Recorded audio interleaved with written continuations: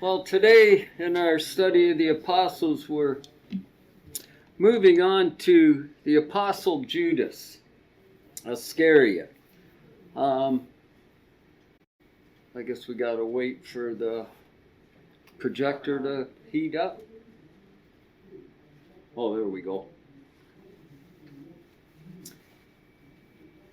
And the name Judas is the Greek form of the Hebrew name Judah.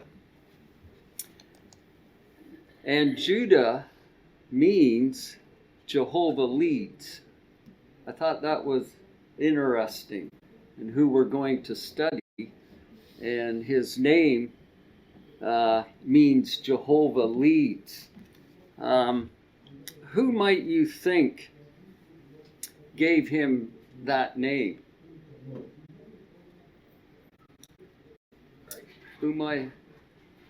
Who's that, Gord? Christ. Is who? Christ. No.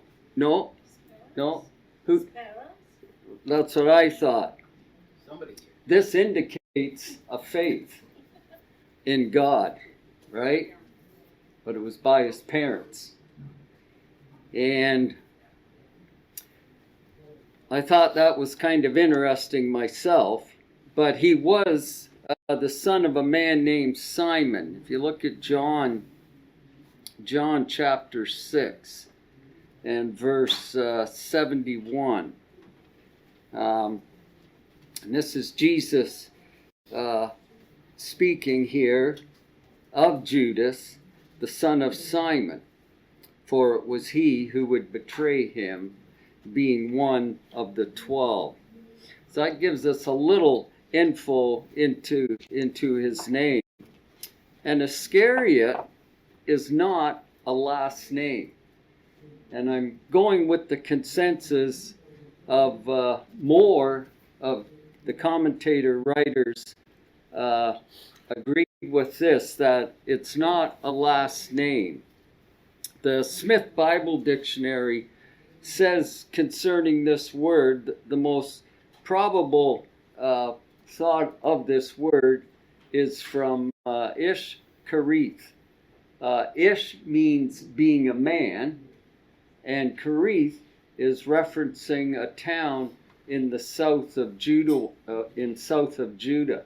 And back in Joshua, let's see if I can come up with my map here. Kareth is down the bottom here, about 3/4 of the way down the Dead Sea.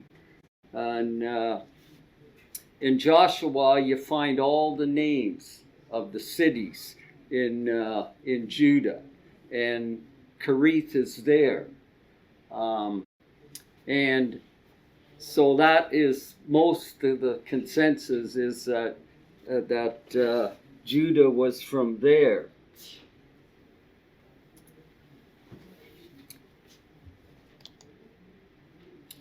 And he was then, if that was the case, he was the only apostle who didn't come from Galilee. And as I thought of that, thought of some of the instances mentioned through of what we're told of Judas, it just seems like he was never a part of the group from Galilee.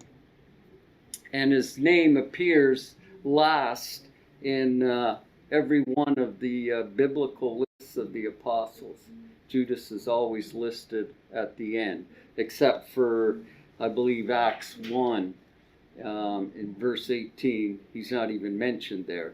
But of course, he's already passed away by that point. But thinking of Judas, there are some positive points about Judas. He did, first of all, he obeyed the call to be an apostle of Christ, okay? And remember, we pointed out that Peter mentioned in Luke 18 and verse 28 that each one of the apostles had left all behind to follow Jesus. They left their jobs, maybe family, where they lived, to follow Jesus, and Judas did the same. And we need to remember that as we try and look at Judas, and as we try and encourage ourselves on what to be careful of. Gord? Yeah, it's just interesting that when you said that he was the only one not from Galilee, because if you read in Acts 2, the day of Pentecost, Right. the people who heard the apostles speak says, aren't these all Galileans? Right. Which minus Judah would make them all Galileans. Okay, well. It's just an interesting side note. Yeah. Well, like I between the two. Right. Like I said, I picked more. We're saying he was from Crete than we're saying he was from Galilee. So I went with the consensus. But the point is, really, what we remind ourselves of is that he was an apostle, and he left his daily duties to be with Jesus. And in fact, if you turn to John chapter 6 and verses 59 to 71, I guess it's John 6 I'm after, in verses 48 to 58. I won't read this passage because we know, remember, this is where Jesus is speaking to the scribes, actually, and the Pharisees, and he's answering in this passage the grumbling Jews. The Jews were grumbling at Jesus as what he meant by saying that he was the bread of life in verses 48 to 58. And in those verses, okay, Jesus is making the comparison between himself as bread of life, in other words, the spiritual manna from heaven, and he was making the comparison between that and the manna that was given in the wilderness, okay, to Israel in the time of Moses. And in that passage, he's using the language of a metaphor, and he says his flesh and blood. When he's telling people, the Jews, they need to drink and eat his flesh and blood, though he's speaking of his character, okay, and his person. And what he is saying is that they must be eaten, meaning that they're to be taken into a person's being. Okay, just like we would take food into our bodies, which performs its physical duties, so we must also assimilate, in other words, resemble or liken Christ's character to us. If you look at Galatians 2 and 20, Naomi, I'll give you that verse. Galatians 2 and 20, Paul sums up what Jesus is speaking here. I have been crucified with Christ. It is no longer I who live, but Christ who lives in me.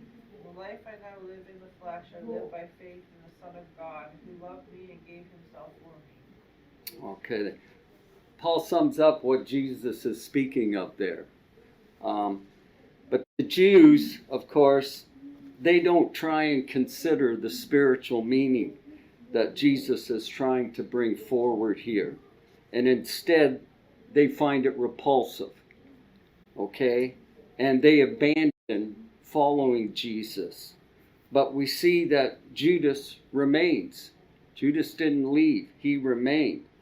And we can consider in a bit why he remained. Was it out of love or greed? We'll kind of look at that as we go along. But if staying in John chapter 6 and beginning at verse 59, we'll just read. We'll read 59 to 71 and say take 2 verses each. And we'll start with Gord and work our way back. These things he said in the synagogue as he taught in Capernaum. Therefore, many of his disciples, when they heard this, said, "This is a hard saying. Who can understand it?" When Jesus knew in himself that his disciples murmured at it, he said unto them, Does this offend you? And what if he shall see the Son of Man ascend up where he was before? It is the Spirit who gives life, the flesh profits nothing. The words that I speak to you are spirit, and they are life. But there are some of you who do not believe, for Jesus knew from the beginning who they were who did not believe, and who would betray him. And he said, Therefore I have said to you that no one can come to me unless it has been granted to him by my Father. From that time many of his disciples went back and walked with him no more. Jesus said to the 12, Do you also want to go away? But Simon Peter answered him, Lord, to whom shall we go? You have the word of eternal life.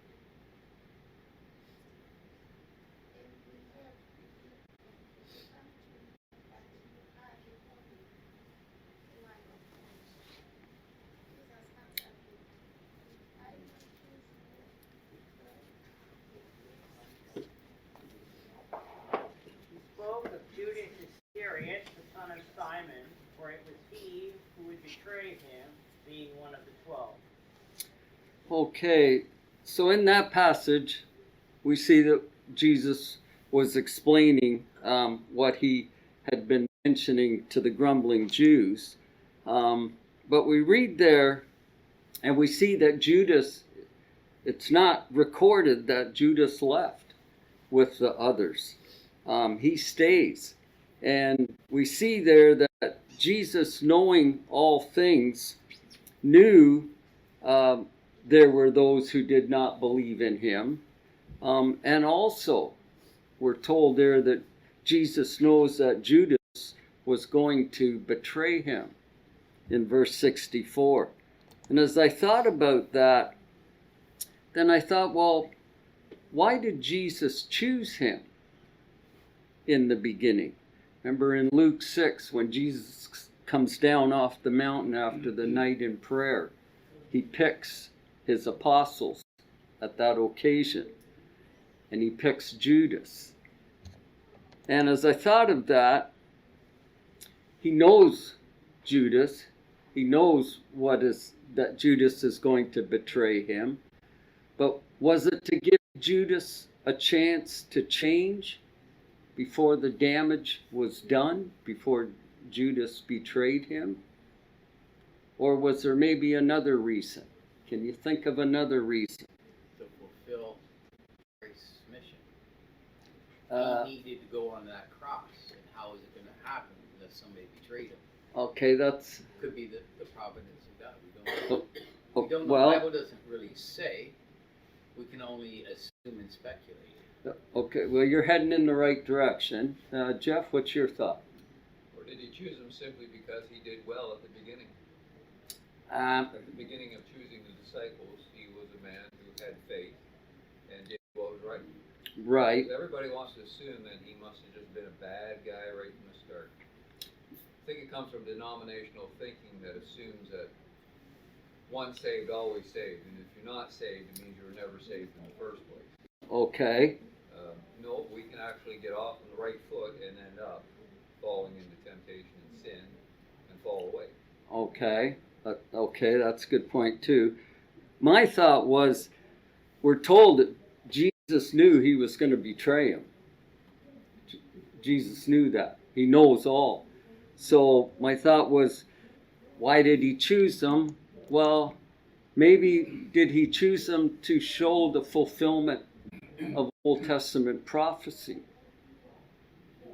Might have been a reason. If you look at John 13 and verse 18,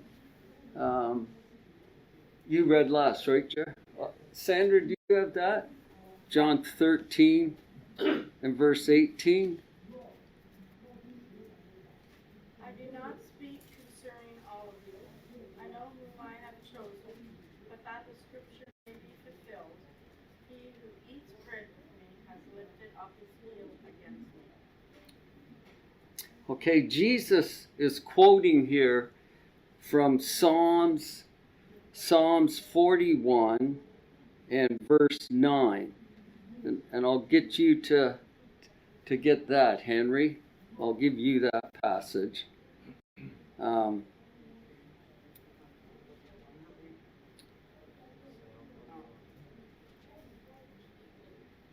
Psalm 41 and verse 9. You are my own familiar friend, in whom I trusted, who ate my bread, has lifted up his spear against me. Okay. Now we know David is speaking there, King David. But Jesus quotes that passage to bring to mind what is happening here with Judas. But where it says, I know whom I have chosen, that really should be translated as what kind of men.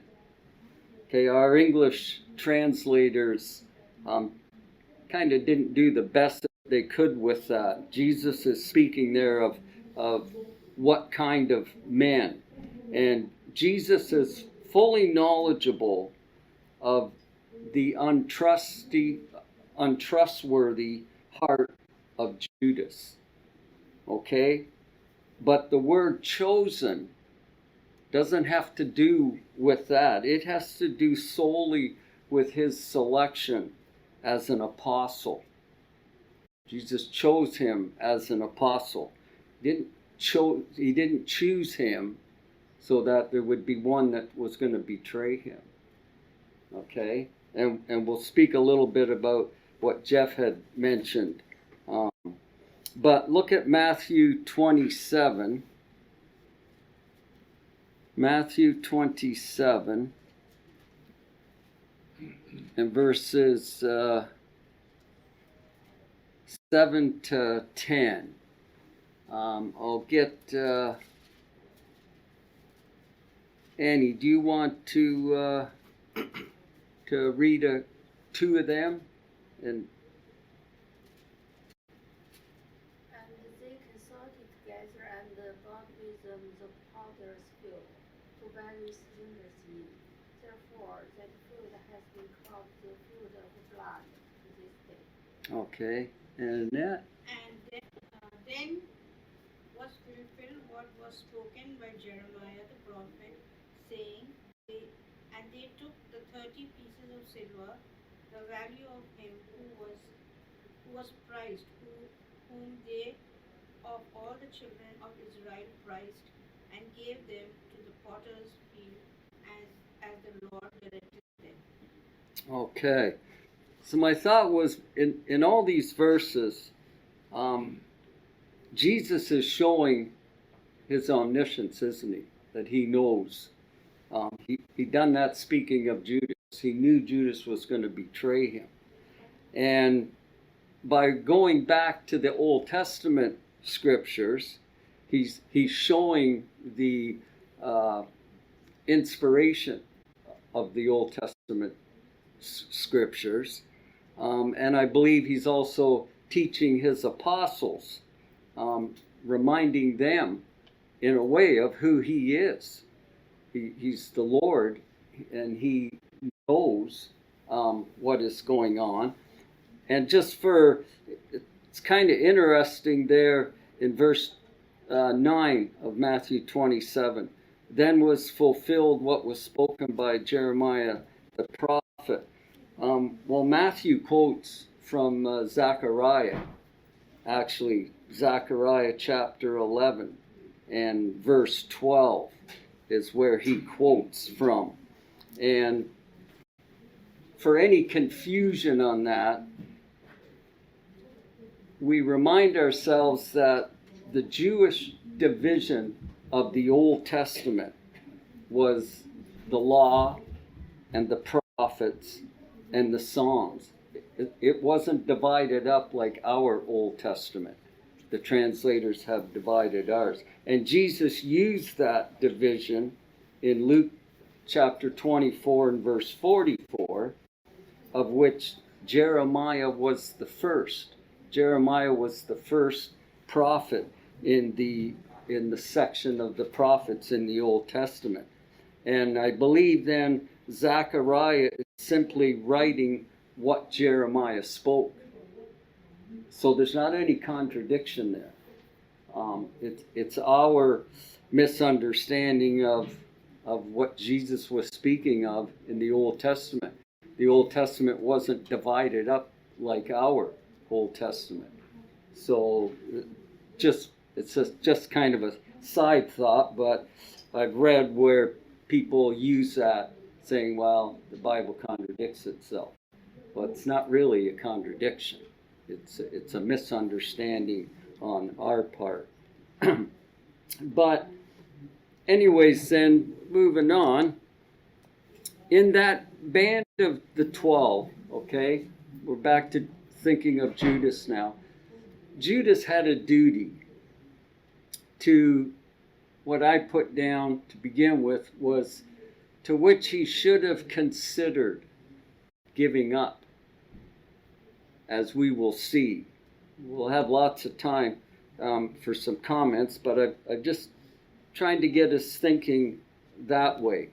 He had a job. He was given the job of looking after the money of the group. And travelers in the ancient East had bags or purses in which they kept their money. And this was used for food and lodging. And when we think of Jesus and the disciples or the apostles, sometimes we don't really consider all the traveling they did. They didn't work down the street and go home at night. They didn't run home to eat lunch and then get back to work. They were traveling around from city to city. And the disciples also had one, the money bag, which would have been used to supply their daily needs and funds for the poor. If you remember earlier in our study, Luke chapter 8 and verse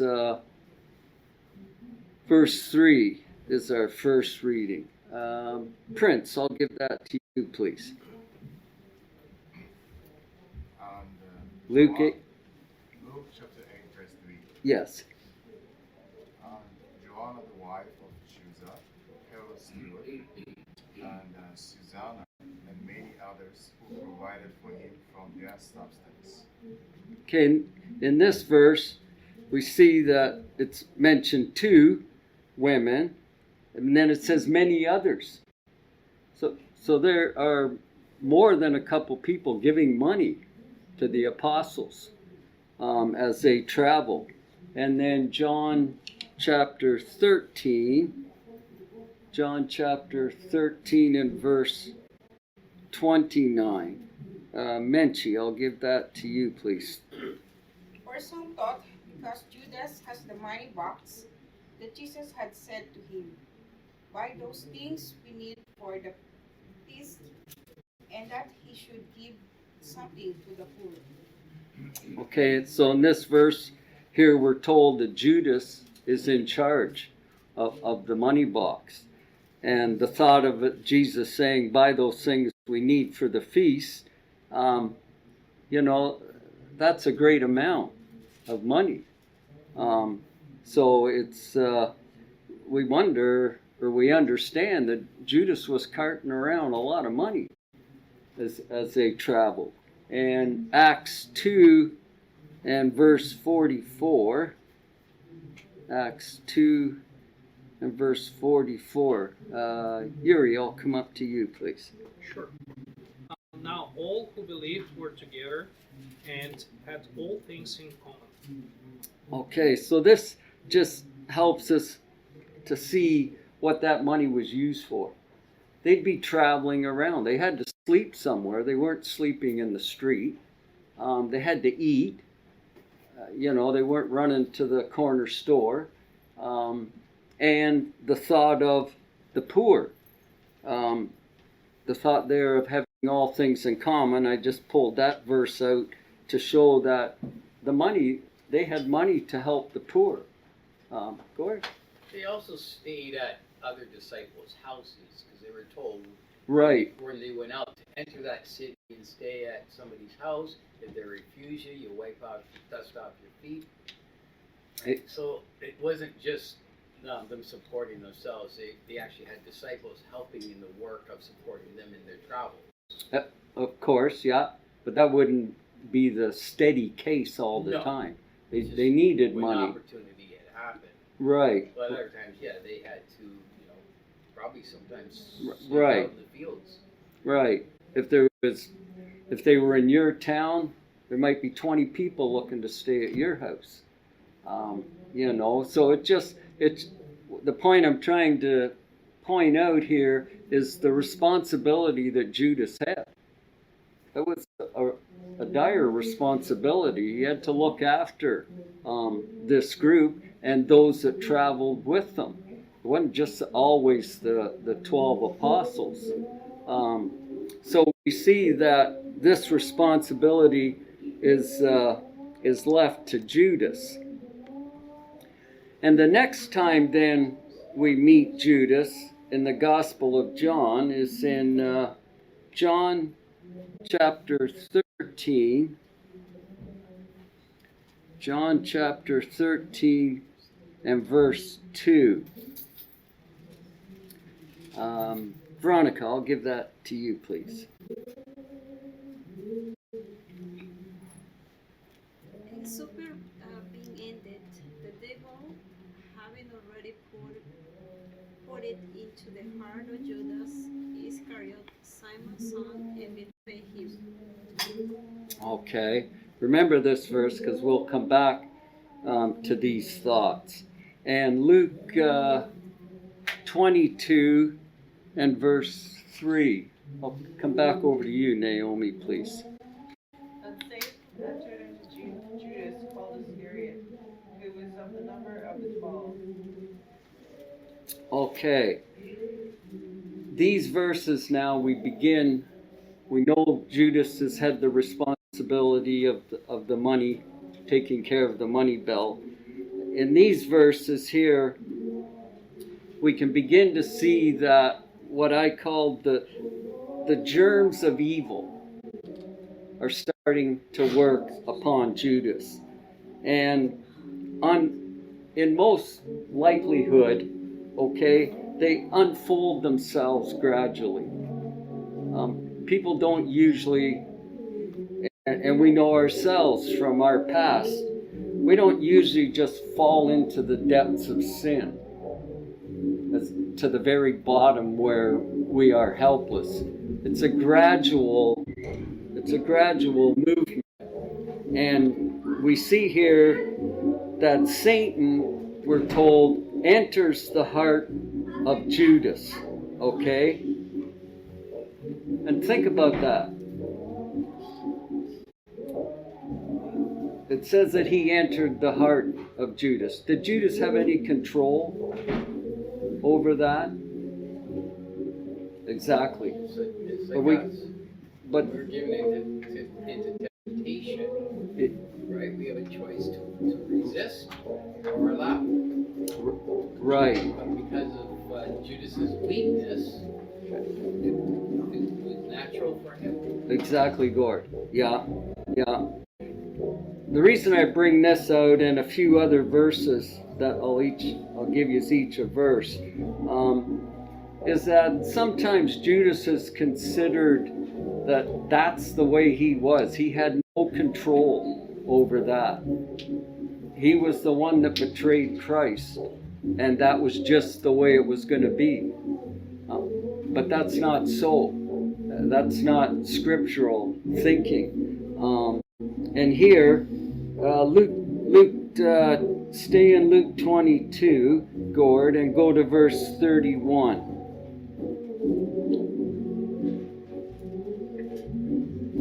And the Lord said, Simon, Simon, indeed Satan has asked for you that he may sift you as wheat. Okay. Here, Jesus is warning Peter. Okay, be careful. Satan is going to sift you. He's being warned. That tells us that Peter could have acted. Okay, he could have stopped that. And then Acts chapter 5 and verse 3. Kala. Acts chapter 5 and verse 3. But Peter said, Ananias, why hath Satan filled thy heart to lie to the Holy Ghost, and to keep back part of the price of the land? Okay, and I chose this verse that it does say Satan filled Ananias' heart. But how did he get into Ananias' heart? You know, he can't force himself in. Ananias. When we're tempted. Right. We are weakness. Yeah. Ananias, as we're told, that resist the devil, he will flee, or when we're tempted, there's always an escape provided. Ananias had a choice. Right. Lie or it's not lie. He had a way of escape, but for his weakness, he chose to lie about it. Exactly. It's not Exactly. like Satan took over his vocal cords and forced him to lie. Just the temptation was there. Right. That's right. Jeff, I'll give you 2 Corinthians chapter 2 and verse 11. And Gord's right. The reason I'm bringing these verses out again was, remember, as we look at the apostles, we remind ourselves that they were men just like us. Okay, Judas was a man just like us. And we cannot think to ourselves that, well, what happened to Judas never happened to me. You know, that's Colin and Jeff. So when we are tempted, Yeah. it's on us. I kind of forgot now. Oh, okay. No, but you're right. We are tempted, yes, but as Gord pointed out, not beyond our control. I remember. Oh. It's not like we are possessed when we are tempted, like when evil spirits were on top people, on people, in people, and they had to be casted out. When you're tempted, you're not possessed, and the devil made me do it, Yes. so I had to do it. So that's what I wanted to say. Right. We're passing the buck. We're blaming it on the devil. Well, we can't do that. Jeff, 2 Corinthians 2 and 11. It says, lest Satan should take advantage of us. We are not ignorant of his devices. Okay. If I may, it reminds me of Cain. Yes. With Abel. Sometimes we can learn those basic fundamental principles from the very beginning. Because what God said to Cain in Genesis 4:7, he said, if you do well, right, you will not be accepted. Then he said, if you do not do well, that's his choice. That's Cain's choice, to do well or not do well. But if you do not do well, sin is at the door, and its desire is for you. So it implies that sin is there, but it's not coming in unless you invite it in. Exactly. Exactly what Judas did. Yeah. He invited the devil into his heart by not doing well. Yeah, exactly. And that's why I brought these. Tammy's gone. Phoebe, I'll give you Ephesians chapter 2 and verse 2. And the reason I brought these out while we're thinking of Judas is, let's beware that, Satan is not to be messed with. We need to realize our weaknesses and our frailties. And like Judas, Satan, and as Jeff mentioned, Cain, And I left a lot of those thoughts for you guys to bring out, because let's not think too highly of ourselves and haughty that this can't happen to me. Satan is not to be messed with. Phoebe, Ephesians 2:2. In which you once walked according to the course of this world, according to the prince of the power of the air, the spirit who now works in the sons of disobedience. Okay. Did you finish? Yeah, she did. Okay. Sorry, Phoebe. Yeah, sorry. Can't hear. But see, we're reminded here with this verse, we once walked according to this world. Let's not think to ourselves, well, no, I would never have betrayed Christ like Judas. Well, we betrayed him in our actions, in living worldly. We weren't there with the chief priests and the guards, but might we have been? And our actions are really no different when we fall short. And so in Second Timothy was the last one I had. 2 Timothy 2, verse 26. Lisa, 2 Timothy 2 and 26.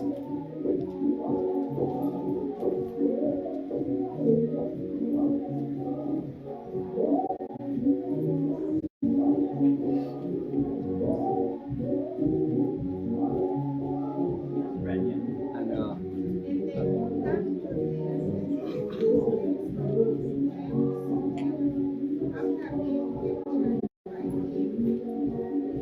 Okay. I knew you ended because you looked up at me. That verse is just warning us. We better come to our senses and understand the power of the devil, the power of Satan, and his deceptive ways, and that we can be taken captive by him. And we're beginning to see that with James.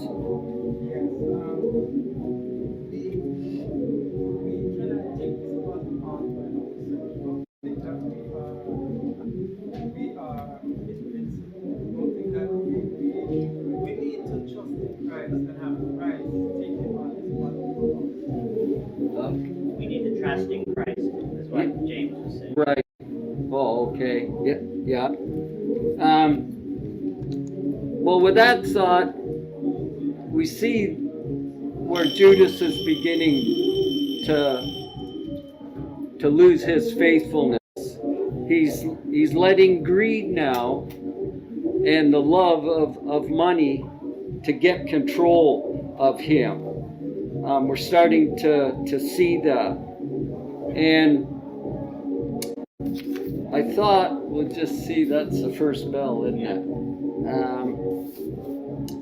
Well, maybe I'll leave it there, and we'll look at that next week. We'll look at how how Judas is beginning to be broke down by Satan and his power.